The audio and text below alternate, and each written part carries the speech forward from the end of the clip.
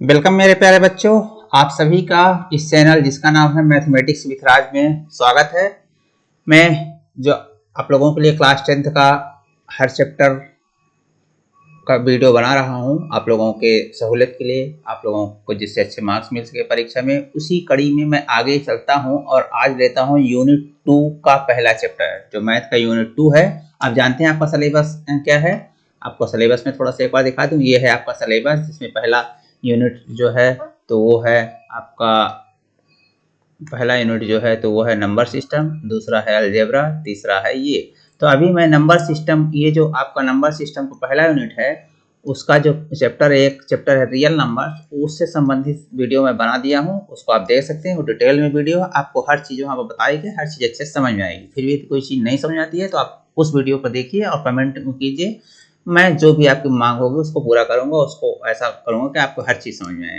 तो ये number system का जो 6 मार्क्स का होता है वो मैं आपको पूरा वीडियो उससे संबंधित बना चुका हूँ, हर वीडियो। अभी आपका अगला चैप्टर है, अगला यूनिट है अलजेब्रा। तो अलजेब्रा जो है ये सेकंड यूनिट है। इस सेकंड यूनिट का जो पहला चैप्टर है पॉलिनोमियल है, ये 8 आपको देखिए आपके सिलेबस के अनुसार ये 8 पीरियड में खत्म होना चाहिए।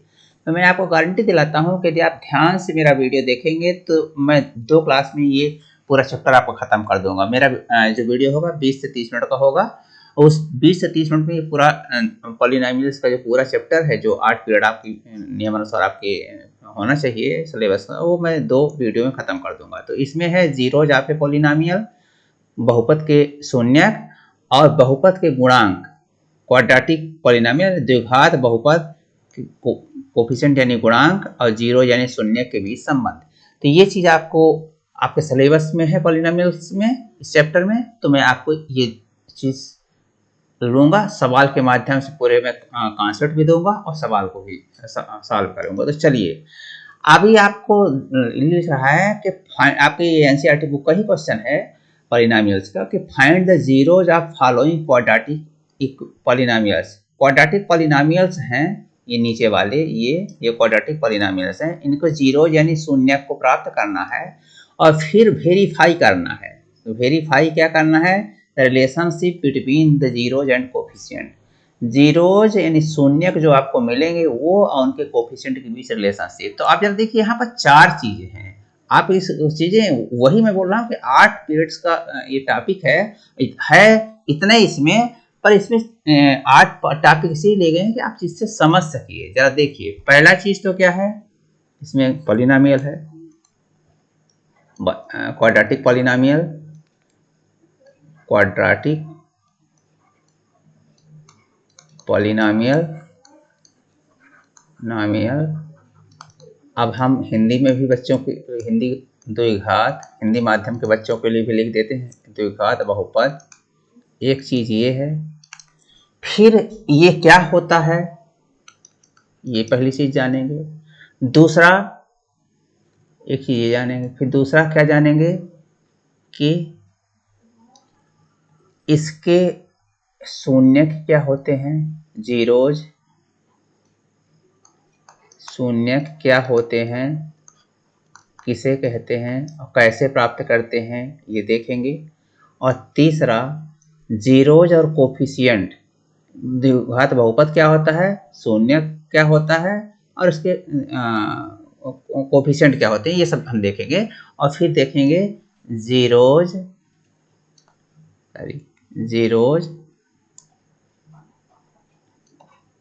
या शून्यक एवं कोफिशिएंट के बीच रिलेशन, जीरोज एंड कोफिशिएंट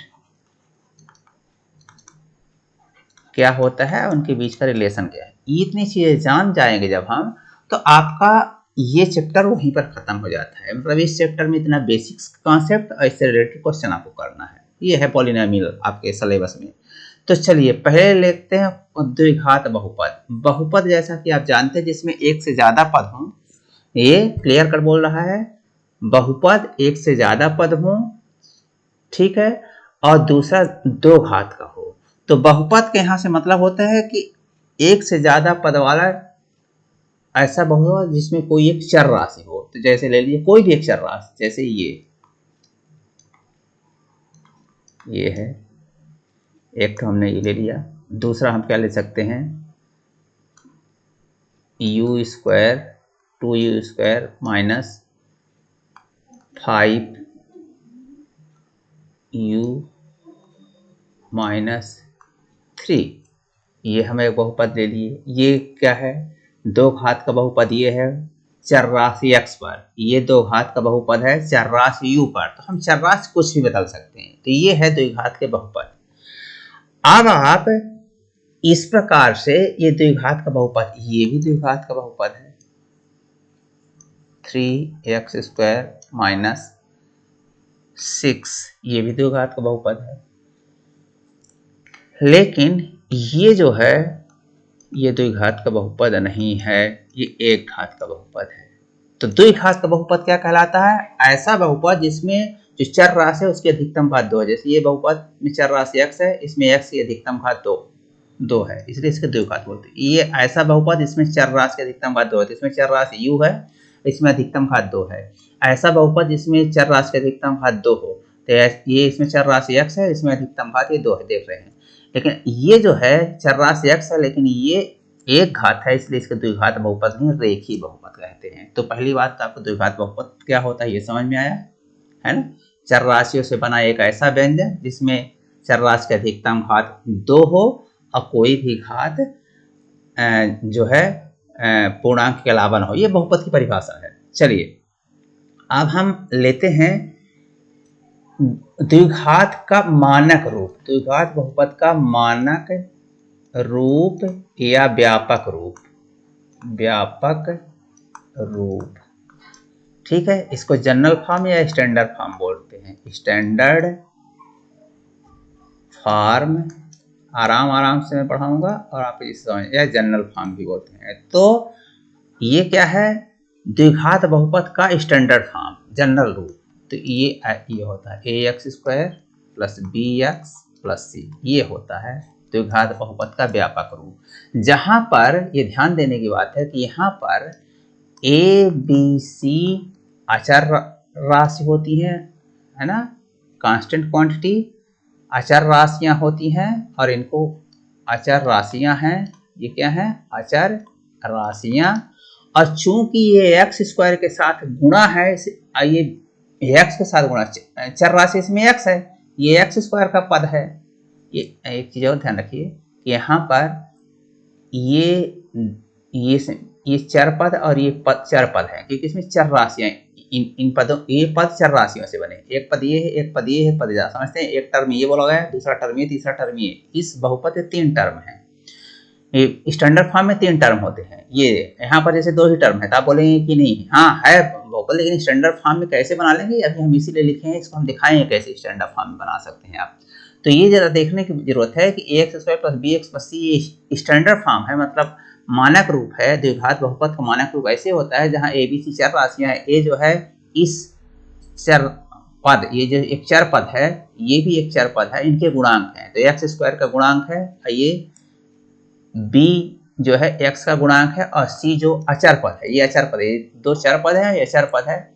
तो इनको तीनों को बोला जाता है अचर राशियां होती हैं, और इन्हीं को गुणांक भी बोला जाता है। तीनों को इन अचर राशियों को ही गुणांक बोलते हैं, किसके, कोफिशिएंट बोलते हैं द्विघात बहुपद के। तो द्विघात बहुपद का ये कोफिशिएंट बोले जाते हैं, जो ये इस मानक रूप में x स्क्वायर के साथ जो गुणा हो a है, x के साथ जो गुणा हो b, और जो अचर पद हो, अचर पद, अचर राशियां या अचर पद जो है ये, वो इन तीनों को मिलाकर बोला जाता है द्विघात बहुपद का गुणांक। तो आपको गुणांक समझ में आ गया कि क्या होता है। तो इस प्रकार आप जरा मुझे बताइए कि x स्क्वायर, अब आपको बताना होगा कि x square minus 3x plus 2 ये व्यापक रूप में है, मानक रूप में है। यहाँ a इक्वल टू 1 है, x स्क्वायर का गुणांक यहाँ 1 है, कुछ नहीं लिखा है तो 1 है। b x का गुणांक -3 है, और c जो यहाँ अचर पद है वो 2 है। तो देखिए इसके गुणांक क्या बोल सकता है कोई, 1 -3 और 2, जो ABC गुणांक थे यहाँ 1 -3 2 है। तो गुणांक आपके समझ में आ रहा होगा। ऐसे ही इसका गुणांक बता सकते हैं 2 -5 -3, मैं लिख नहीं रहा हूँ, 2 है ये जो लिख देता हूँ 2u² minus 5u minus c, मैं समझाने के लिए लिखा हूँ, आपकी बुक में नहीं है, आप समझ जाइएंगे, बुक के सब चीज़ समझ जाएंगे, कॉन्सेप्ट समझते ही सब चीज़ बुक का समझ आता है। तो ये द्विघात बहुपद है चर राशि u पर, लेकिन u² जो अधिकतम घात है उसका गुणांक 2 है, तो इसलिए इसके गुणांक 2 -5, ए के स्थान पर 2 है, बी के स्थान पर -5 है और सी के स्थान पर -3 है, तो ये इसके गुणांक कहलाते हैं। किसी को कोई दिक्कत होगी तो बताइएगा, वैसे मेरे ख्याल से दिक्कत नहीं होगी। तो इस प्रकार ये गुणांक हो गए। हाँ, अब आप इसको तो मैंने बोल दिया कि द्विघात बहुपद है ही नहीं, तो इसको सोचने का सवाल ही नहीं, लेकिन ये द्विघात बहुपद है, तो बोलेंगे कैसे भाई ये, तो ये अब आप ध्यान रखिएगा कि यहाँ जो ए बी सी हैं ये वास्तविक संख्याएं होती थी, इसको आप ऐसा ले सकते हैं 3x² प्लस 0 इंटू एक्स, अरे भाई x नहीं है तो 0 इंटू एक्स लगा दीजिए, और प्लस -6, ये देखिए x², ये देखिए इसको आप ऐसा लिख सकते हैं,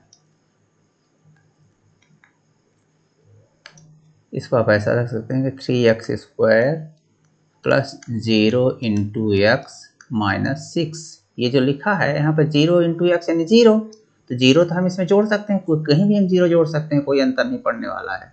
तो इस प्रकार क्या हो गया ये, अभी देखिए यहाँ पर इसके गुणांक क्या हो गए, ए के स्थान पर 3 हो गया, बी के स्थान पर 0 हो गया और सी के स्थान पर -6 हो गया, तो गुणांक आ गए। इसलिए ये भी, इसके भी गुणांक है, ये भी द्विघात बहुपद है, बस मानक रूप में नहीं था, तो हमने मानक रूप में इसको बदल दिया, ये मानक रूप में हो गया, ये इस रूप का हो गया।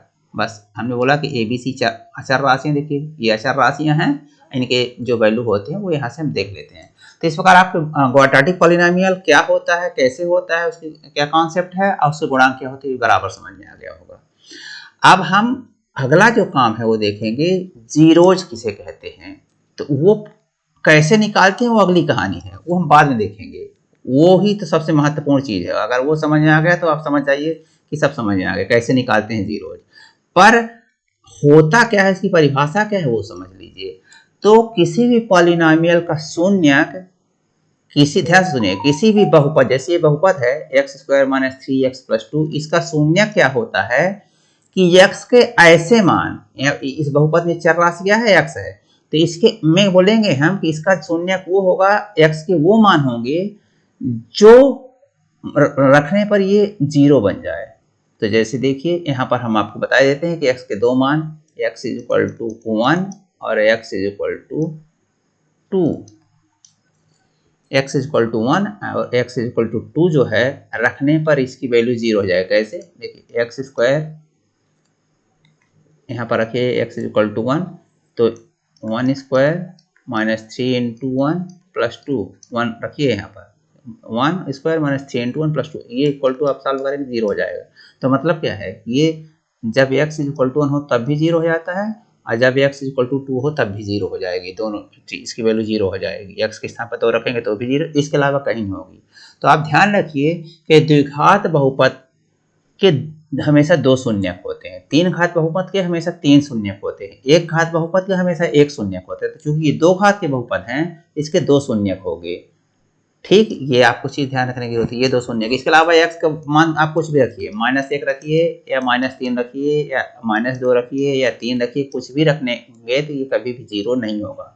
तो जब 0 ही नहीं होगा तो इसको जीरोज नहीं बोलेंगे। तो x का ऐसा मान जो इसको 0 बना दे, x के = 1 रख रहे हैं तो भी 0 हो जाता है, यानी 0 बन जाता है, x = 2 रखते हैं तो भी 0 हो जाता है, इसीलिए इसको बोला जाता है x = 1 x = 2 को इस बहुपद का जीरोज या शून्यक, शून्य बनाने वाला, इसको शून्य बना देता है। ठीक, आपके समझ में आ गया होगा। अभी क्या है कि ये निकलता कैसे, आगे कहानी है, हम आगे देखते हैं उसको, पर अभी आप जान गए होंगे कि शून्यक क्या है। अब ये शून्यक ये है, तो इसका जरा देखिए शून्यक क्या होगा, 2u² minus 5u minus g। यहाँ पर भी कुछ ऐसी चीज रख सकते हैं जिससे 0 बन जाए, तो जो भी वो ऐसी चीज रखेंगे, u = मान लीजिए कि एक अल्फा, एक u = बीटा आता है, 2 ही आएंगे, ध्यान रखिएगा। तो अल्फा बीटा यहाँ पर रखेंगे तो क्या बन जाएगा, 0 बन जाएगा। ठीक, तो इस प्रकार अभी मुझे उम्मीद है कि ये आपकी चीज समझ में आई होगी, आप इसको कर लेंगे, समझ गए होंगे। अब वो कैसे निकालें इसका, जैसे मैंने इसको बता दिया 1 2, इसके भी बता सकता हूँ कि कैसे है उसको शून्य, लेकिन हमारे ऐसे बता देने, ऐसे लिख देने से तो आपका काम नहीं हो जाएगा, आपको तो बताना पड़ेगा कैसे निकलते हैं। तो ये इसका भी कैसे निकलेगा, इसका भी कैसे निकलेगा, इन सब का कैसे शून्य निकलेंगे, वही तो क्वेश्चन है, वही तो टॉपिक है, वही तो निकल जाएगा, तो आपको 1 सेकंड में समझ में आ जाएगा। तो ये होगा। अब फिर अगला चीज होगा आपको जीरोज और माने शून्यक और गुणांकों के बीच संबंध। आपके क्वाड्रेटिक पॉलिनोमियल क्या होता है, किस तरह के होते हैं, वो समझ में आ गया। उसका मानक रूप, व्यापक रूप क्या होता है, वो समझ में आ गया। उसमें उसके कोफिशिएंट क्या होते हैं, वो समझ में आ गया। उसका शून्यक किसे कहते हैं, ये समझ में आ गया। शून्यक कैसे निकालते हैं जरूर अभी नहीं समझ पाए, तो हम आगे लेते हैं। तो अब आपके ये समझ में आ गया कि उसके शून्यक क्या है, शून्यक क्या है, ये समझ में आ गया कि उस किसे कहते हैं शून्य, जो शून्य बना दे कोफिशिएंट को, सॉरी बहुपद को, तो उसे शून्य कहते हैं। जैसे x का मान 1 रख देंगे तो शून्य बन जाएगी, पूरा बहुपद इक्वल टू शून्य हो जाएगा। x का मान 2 रख दें तो भी ये बहुपद 0 हो जाएगा। इसका मतलब है कि शून्य बना रहा है, x equal to 1 x equal to 2, इसलिए शून्य हो गए। ऐसे कोफिशिएंट क्या हो गए ये। अब इनके बीच संबंध पता होना चाहिए क्या होता है। तो संबंध ध्यान रखिएगा। अब आपको मैं बता रहा हूं कि लेट या मान लिया, माना ax² plus bx plus c, ये बहुपद है, द्विघात बहुपद जानते हैं, के शून्यक। अब इसमें आपको मालूम है कि 2 शून्य आएंगे, शून्यक x equal to alpha and x equal to beta. हमने बोला 2 खाते हैं, 2 शून्यक आएंगे, तो इसके शून्यक x equal to alpha, x equal to beta है। तो फिर एक रिलेशन इनके गुणांकों इसके बीच हमेशा होता है, उसको ध्यान रखिएगा। ये फार्मूला है, X alpha plus beta is equal to minus B upon A and alpha beta is equal to C upon A. महत्वपूर्ण फार्मूला है, 2 फार्मूला, इसको हमेशा ध्यान रखिएगा, आपको बहुत काम आएगा। ये इसको शब्दों में जरूर लिख सकते हैं। इसको क्या लिख सकते हैं शब्दों में, अल्फा बीटा क्या है, शून्यक है, तो शून्यकों का योग है यहाँ, तो लिख देंगे कि शून्यकों का योग, शून्यकों का योग is equal to B upon A. B क्या है, एक्स का गुणांक, एक्स का गुणांक, मैंने बोला ना कोफिशिएंट ऑफ एक्स बी है, इसलिए इनको कोफिशिएंट्स भी बोलते हैं। डिवाइडेड बाई ए का मतलब एक्स स्क्वायर का गुणांक, एक्स स्क्वायर का गुणांक। देखिए यहाँ बी जिसे बोला गया है वो एक्स का गुणांक है, ए जिसे बोला गया एक्स स्क्वायर का गुणांक, ये मतलब है। अब माइनस बाहर, ये माइनस, ये शून्यकों का योग का शब्दों में कहानी है, और मैथमेटिक्स के रूप में ऐसा ले सकते हैं। और ये क्या है, शून्यकों का ये एक बार योग था, अब यही 2 शून्य यदि हैं इसके शून्य, तो इनका गुणनफल है, शून्यकों का गुणनफल। देखिए शून्यकों के कोफिशिएंट में संबंध होगा कि नहीं, ये शून्यक है, ये कोफिशिएंट है, ये शून्यक है, ये कोफिशिएंट है, ये शून्यक है, ये कोफिशिएंट है, तो ये संबंध हो गया, यही आपको जानना था। तो शून्यकों का गुणनफल, गुणनफल बराबर क्या होगा बता दीजिए, अचर पद, जो अचर पद होता है, देखिए अचर पद है, ये हमने बताया, और ये 2 चर पद हैं, ये दोनों चर पद हैं, पर इनके ये गुणांक हैं ए स्क्वायर। अब चर पद एक्स में एक्स स्क्वायर गुणांक ए है, और इस चर पद में एक्स गुणांक बी है, तो अचर पद बटे एक्स स्क्वायर का गुणांक, ये देखिए अचर पद है सी और ए एक्स स्क्वायर गुणांक, तो ये है जो इनके बीच संबंध, ये फार्मूला है, इसको अच्छे से ध्यान से पढ़ लीजिए, याद कर लीजिए। तो इस प्रकार क्या हुआ कि ये शून्यक और उनके गुणांकों के बीच का संबंध हुआ, ये जो आपको जानना था ये। तो अब आप जरा देखिए कि ये भी आप अच्छी तरह समझ गए, इसका कॉन्सेप्ट को समझ गए, ये किसे कहते हैं ये भी समझ गए, ये क्या होता है जीरो या कोफिशिएंट के बीच संबंध क्या होता है वो भी आप जान गए कि ये है, ये चीज है। बस अब आपको एक चीज जानना रह गया कि शून्यक निकलते कैसे हैं, क्योंकि यदि आपको ये निकल जाए तो फिर आपका ये क्वेश्चन बन जाएगा कि आपका क्वेश्चन क्या है, ये बोलता है कि फाइंड द जीरोज, इसके शून्यक बताइए, इसके शून्यक निकालिए, ठीक है, फाइंड कर लीजिए इस क्वाड्रेटिक पॉलिनोमियल। अब verify the relationship between zeros and coefficient. जब शून्यक मिल जाएंगे तो कोफिशिएंट इसके मिलेंगे, जैसे देखिए ये लिखा है x square minus 2x minus 8, ये है क्वेश्चन आपका, x square minus 2x minus 8, ये हो गया। तो अब ये कह रहा है कि इसके शून्यक निकालिए, और फिर इसके कोफिशिएंट या शून्य के बीच का जो रिलेशनशिप होता है उसको वेरीफाई कीजिए, पता कीजिए कि सही रिलेशनशिप जो आपने ये बोला है कि रिलेशनशिप होता है, वो चेक कीजिए कि सही निकलता है कि नहीं निकलता है, उसकी सत्यता की जांच कीजिए, सत्य है कि नहीं है। तो मैं 1 सेकंड के लिए आपको बोल ही देता हूँ अभी कि इसका जो क्या कहते हैं, इसका जो शून्यक होगा वो x इक्वल टू 4 और x इक्वल टू -2 होगा। मैं अभी थोड़ी देर के लिए बोल देता हूँ आपको कि ऐसा होगा, ये मान लीजिए कि ऐसा होगा, होगा भी, आप चेक कर सकते हैं। x के स्थान 4 रखिए यहाँ, तो 4 स्क्वायर -2 इंटू 4 तो -8, ये जरा देखिए, तो ये क्या जाएगा, 4 x के स्थान 4 रखेंगे तो 4 स्क्वायर यानी 16 और -4 दूना 8 और ये -8, यहाँ x के स्थान 4 रखा -8, 16 में 8 चला जाएगा 8 और फिर 8 में 8 चला जाएगा तो 0 हो जाएगी। देखिए x इक्वल टू 4 रखते हैं तो जो द्विघात बहुपद है, क्वाड्रेटिक पॉलिनोमियल, ये क्या बन गया, x स्क्वायर -2x -8 की वैल्यू 0 हो गई जब x इक्वल टू 4 रखते हैं। ऐसे x इक्वल टू -2 रखिए तो भी बन जाएगा, 2 ही होंगे। अब आप तीसरा पा नहीं सकते हैं कि x इक्वल टू 2 रखिए, x इक्वल टू 3 रखिए, x इक्वल टू 1 रखिए, तो 0 का भी नहीं होने वाला है। तो यही मेरा बताने का मकसद है आपको कि कैसे मैंने प्राप्त कर लिया। ये यदि आप भी प्राप्त कर लीजिए तो फिर क्या हो जाएगा, इसके ये शून्यक हो गए, ये दोनों क्या हो गए, शून्यक। इस बहुपद के द्विघात बहुपद है, 2 शून्यक हो गए। अब इसका कोफिशिएंट क्या है जरा बता दीजिए, इसके गुणांक क्या है ये बता दीजिए। इस द्विघात बहुपद में गुणांक क्या है, एक स्थान पर है 1, ये है एक एक्स स्क्वायर का गुणांक, ये जो है एक्स स्क्वायर के साथ जो गुणा होता है, एक्स स्क्वायर के साथ जो गुणा है, तो यहाँ पर एक्स के साथ 1 गुणा है, तो a इक्वल टू 1 हो गया। फिर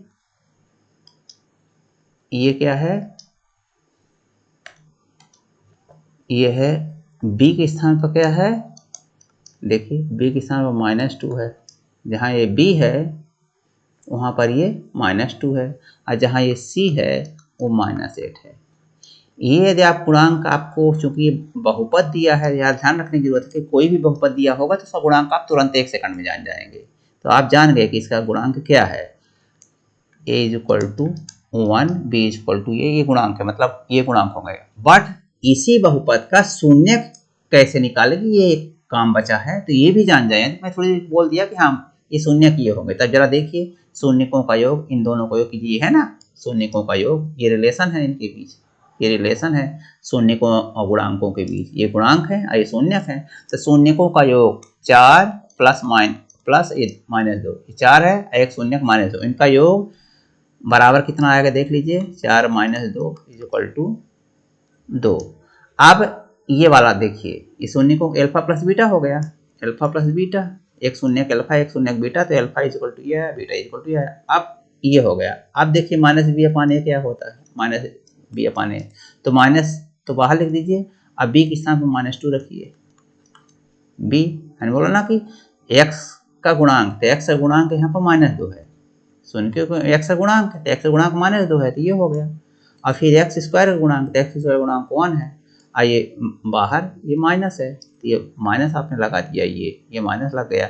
ये जब माइनस लग गया तो अब जरा देखिए, ये भागे 1 है तो इसका कुछ मतलब नहीं निकलेगा, और ये माइनस माइनस +2 हो जाएगा। तो जरा देखिए अल्फा प्लस बीटा की वैल्यू 2 आ गई और -b/a की वैल्यू 2 आ गई, इसका मतलब alpha plus beta equal to ये दो जो रिलेशन है वो एकदम सही है, कोई दिक्कत नहीं है। तो इसी प्रकार आप ये चेक कर सकते हैं ये रिलेशन को, अल्फा इंटू बीटा। तो देखिए अल्फा इंटू बीटा क्या आएगा, देखिए अल्फा क्या है आपका 4 और बीटा है 2 शून्यक हैं, एक को मैंने अल्फा माना था यहाँ और एक को बीटा माना था, वो अल्फा के स्थान पर 4 आ गया, 4 गुणे अल्फा के स्थान पर 4 है आपका, 4 गुणे -2, तो ये हो गया -8, ठीक, ये -8 हो गया। अब ये c/a चेक करना है आपको, c/a, तो c बताइए कितना है यहाँ पर, -8 है, देखिए c के स्थान पर क्या है -8, एक स्थान पर 1, ये इक्वल टू -8। अब जरा देख सकते हैं कि अल्फा इंटू बीटा भी -8 आया और c/a भी 8 आया, मतलब ये भी रिलेशन सही है, ये भी, इसकी भी जांच हो गई। तो ये था आपका क्वेश्चन। तो अब हम आपको पूरा कॉन्सेप्ट बता दिए हैं, सिर्फ एक ही चीज बताना रह गया है कि जीरोज कैसे निकालते हैं। तो याद रखिए, यही मैं अब एक बहुत महत्वपूर्ण चीज बताने वाला हूं, वो कि किसी चीज का जीरोज कैसे निकालते हैं। x स्क्वायर -2x -8 जैसे इसका हमको जीरो निकालना होगा, शून्यक निकालना ये हर काम बचा। यदि आप जैसे मैंने 4 और -2 लिख दिया, वो होता कैसे, वो देखते हैं। तो ध्यान रखिएगा, किसी भी बहुपद का शून्य क्रिया निकालते हैं तो उसके कई तरीके निकालने के, लेकिन यहाँ पर जो आपको तरीका बता रहा हूँ मैं, तो आपकी जो सिलेबस की हिसाब है गुणनखंड विधि से शून्यक निकालना है। तो हम आपको गुणनखंड विधि से शून्यक निकालना बताएंगे। गुणनखंड और विधियां हैं, गुणनखंड विधि से ध्यान रखिएगा। तो गुणनखंड विधि से हम शून्यक मतलब बहुपद का पहले हम गुणनखंड निकालेंगे और उससे फिर शून्यक निकाल लेंगे।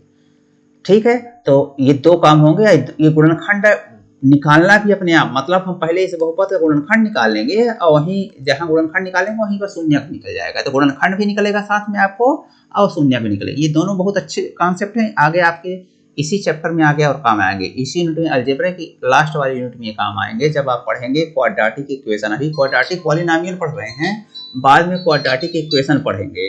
अभी आप पॉलिनॉमियल पढ़ रहे हैं, बाद में क्वाड्रेटिक इक्वेशन पढ़ेंगे। इस प्रकार ध्यान रखिए कि यहाँ पर हम गुणनखंड विधि से इसका पहले गुणनखंड निकालेंगे। तो मैं आपको एक चीज बता रहा हूँ, ध्यान रखिएगा। ये जो इसका ये एक्स स्क्वायर का गुणांक है जो अचर पद है। एक्स स्क्वायर का गुणांक क्या है? 1, यानी एक स्थान पर 1 है और सी के स्थान पर -8 है।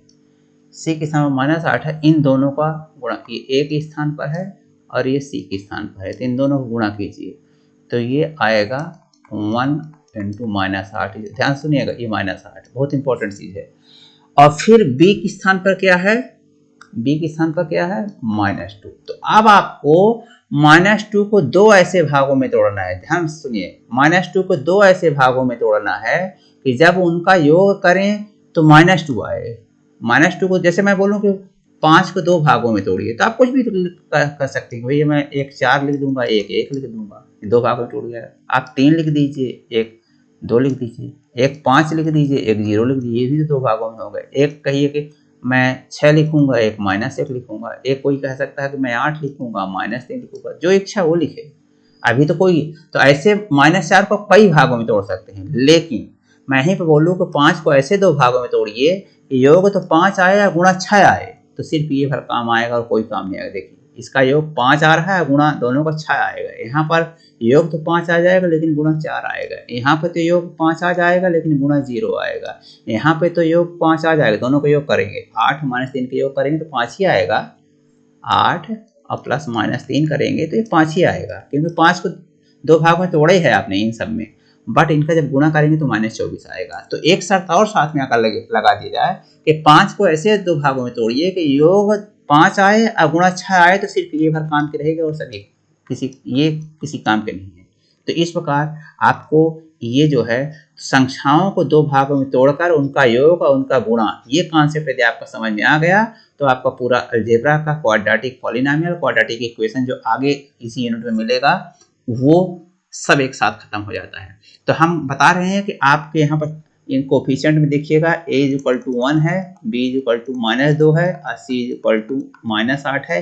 कोफिशिएंट का बहुत बड़ा खेल होता है गुणनखंड विधि या शून्यक निकालने में। ठीक है, ये तो समझ में आ गया होगा। तो जरा देखिएगा a 1 और c मतलब मानक रूप में लिखा है तो x स्क्वायर गुणांक और अचर पद का गुणा। x स्क्वायर गुणांक 1 है, एक स्थान पर 1 है और अचर पद -8 है, इसे गुणा कर दीजिए -8। फिर b को देखिए -2 है और इस -2 को ऐसे दो भागों में तोड़िए कि गुणनफल इसके बराबर हो। ये जो दोनों का गुणनफल हुआ है, इन दोनों का जो गुणनफल हुआ है -8 उसके बराबर हो, तो इसको ऐसे दो भागों में हम जरा तोड़ सकते हैं निश्चित रूप से कि -4 और +2। जब इनको हम ऐड करेंगे -4 और +2 को, तो ये -2 ही आएगा, करेक्ट। और इनका गुणा भी करेंगे तो -8 आएगा। और करने को तो आप बहुत -2 को कितने तरह से तोड़ सकते हैं, जरा देखिएगा। -2 को आप -5 और 3 करेंगे, माइनस में आना है ना, तो बड़ी वाली संख्या उन दोनों का जोड़ माइनस में आना चाहिए, -2 आना चाहिए, तो बड़ी वाली संख्या को माइनस होना पड़ेगा हमेशा, छोटी वाली संख्या को प्लस में। जैसे यहाँ पर हम -2 लाना है तो बड़ी वाली संख्या -4, छोटी वाली संख्या दो भाग में तोड़ना है, इन दोनों को जोड़ करेंगे तो भी -2 आएगा। और इन दोनों का जोड़ करेंगे, इन दोनों को -1 तो भी -2 आएगा। इन दोनों का जोड़ करेंगे तो भी -2 आएगा। पर यहाँ पर इन दोनों का गुणनफल -15 होगा, तो इसलिए हमारे काम का नहीं है। इन दोनों का गुणनफल +1 होगा। -1 और -1 को जोड़ेंगे तो -2 आएगा, लेकिन -1 और -1 गुणा करेंगे तो +1 हो जाएगा, तो ये भी हमारे काम का नहीं। इन दोनों को जोड़ेंगे -3 और 1 को तो -2 होगा, लेकिन जब गुणा करेंगे तो -3 होगा, तो ये भी हमारे काम का नहीं। सिर्फ ये बार हमारे काम का बचता है कि इन दोनों को जोड़ेंगे तो -2 होएगा, क्योंकि इसी को तोड़ रहे हैं, और जब गुणा करेंगे तो -8 हो जाएगा, -4 × 2। तो ध्यान रखिएगा, यदि आपने इतना कर लिया तो फिर आपका गुणनखंड और शून्य वहीं पर 1 सेकंड में निकल जाता है। अभी तो मैं 1 सेकंड वाली विधि नहीं बता रहा हूँ, पर अभी तो मैं आपको प्रोसेस में बताऊंगा, पर आपका मेन काम यही रहा। तो अब आपको समझ में आ गया कि अब आप इसको क्या लिख सकते हैं, जरा बताइए। ये एक्चुअल में पूरी एक्सरसाइज किस लिए की गई, इसके लिए इसको हम कैसे तोड़ें। तो हम समझ गए कि इसको हम 2 भागों में जिस में तोड़ेंगे वो क्या होना चाहिए। इसी को तोड़ने की जरूरत होती है, तो इसको हम लिख सकते हैं ax²। अब यहाँ पर -2 के स्थान पर हम क्या लिख सकते हैं, -4x। -2x था तो -4x एक बार लिख देंगे, ये -4x, और +2x एक बार लिख देंगे। -2x को हम ऐसा 2 बार लिख लेंगे। x को हम कुछ नहीं किए थे, -2 के बारे में सोचे थे, लेकिन x सब में लगता जाएगा, इसमें भी माइनस यहाँ पर भी और यहाँ पर भी। अब फिर क्या होगा, -8, ये सीधा लिखा देंगे। हम सिर्फ इसको करेंगे जो करेंगे तो इस वाले को, लेकिन ये करेंगे किस हिसाब से, इस हिसाब से करेंगे, इसके फैक्ट इनके गुणांक को ध्यान में रखकर, और ये जो गुणांक है उसको ध्यान में रखकर। तो अब ये हो गया। अब जरा देखिए, यदि इतना आपने कर लिया, ये सही कर लिया, तो ऑटोमेटिक ये सब सही आएगा, कभी कुछ गलत हो नहीं सकता। जरा देखिए, यहाँ x कॉमन है, यहाँ x × x है, तो x -4 बचा, और x बाहर चला गया, और प्लस यहाँ 2 कॉमन है, तो यहाँ 2 तो निकल गया, तो x बचा, और यहाँ 2 निकल गया तो 4 बचा। अब जरा देखिए, ये x -4 यहाँ भी है हमें, तो x -4 हो गया, और x +2 हो गया। आप जरा देखिए, गुणनखंड हो गया। तो इस प्रकार आप समझ गए कि -2x - 8 = x -4 x +2। आपकी परीक्षा में ऐसा भी आ सकता है कि इसे बहुपद गुणनखंड में बदलिए, तो ये गुणनखंड है, आपको जानना ही, इसलिए मैं बोल रहा हूँ गुणनखंड या शून्य के दोनों अलग अलग नाम भर हैं, प्रोसेस एक ही है। तो ये गुणनखंड निकल गया, अपने आप अच्छा क्वेश्चन है, ये गुणन के रूप में आ गया। जैसे मैं बोलूँ कि 12 3 × 4, तो ये 12 गुणनखंड हो गया है, 3 × 4। ऐसे इसका एक गुणनखंड x -4 है, दूसरा ये। अब आपको शून्य करना है, मतलब इसको x की ऐसी वैल्यू करना है कि शून्य हो जाए, तो शून्य तभी होगा जब या तो ये शून्य हो, इसकी वैल्यू शून्य हो। अब सोचिए, या तो इसकी वैल्यू शून्य हो या तो इसकी वैल्यू शून्य हो, तभी तो होगा। तो ये तभी इसकी वैल्यू शून्य होगी, तो x -4 = 0 होगा, तभी ये पूरा 0 हो जाएगा, मतलब इसकी वैल्यू 0 हो जाएगी।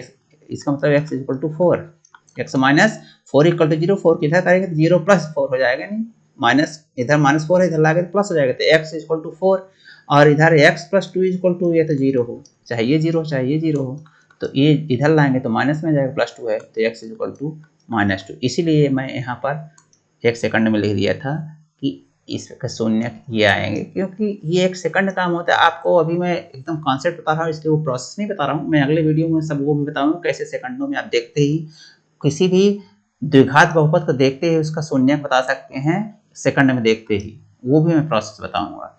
तो ये हुआ, इसके शून्यक हो गए। क्यों हो गए, क्योंकि यहाँ पर x, ये x इससे शून्यक निकलेगा, x = 4 रखकर देखेंगे तो भी ये 0 हो जाएगा, x = -2 रखकर देखेंगे तो भी 0 हो जाएगा। तो इस प्रकार ये शून्यक निकालने की गुणनखंड विधि हुई। तो जब आपके एक बार ये शून्यक निकल गए, तो फिर आपका वेरीफाई तो मैं यहाँ कर ही दिया, कोई बात ही नहीं, वेरीफाई करने का तरीका तो हो ही गया है। तो इस प्रकार आपको ये पूरा कॉन्सेप्ट ही मैंने, ये आप ये समझिए, ऐसा समझिए कि ये जो आपको यहाँ से यहाँ तक का चैप्टर है, ये पूरा ये पॉलिनॉमियल्स का यहाँ से यहाँ तक का मैं इसी वीडियो में ख़त्म कर दिया, पूरा का पूरा, एक भी कुछ भी चीज़ नहीं बचा है, कुछ भी।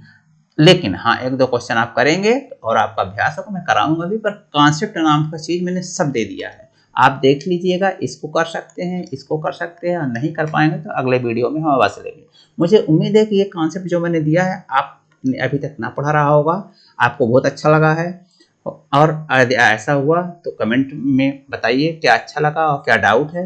अपने दोस्तों में शेयर कीजिए, चैनल को सब्सक्राइब कीजिए, जिससे आपको इस तरह के अच्छे बिल्कुल 0 लेवल से हर कॉन्सेप्ट बताया जा सके और आपके गणित मजबूत हो सके। बहुत बहुत धन्यवाद।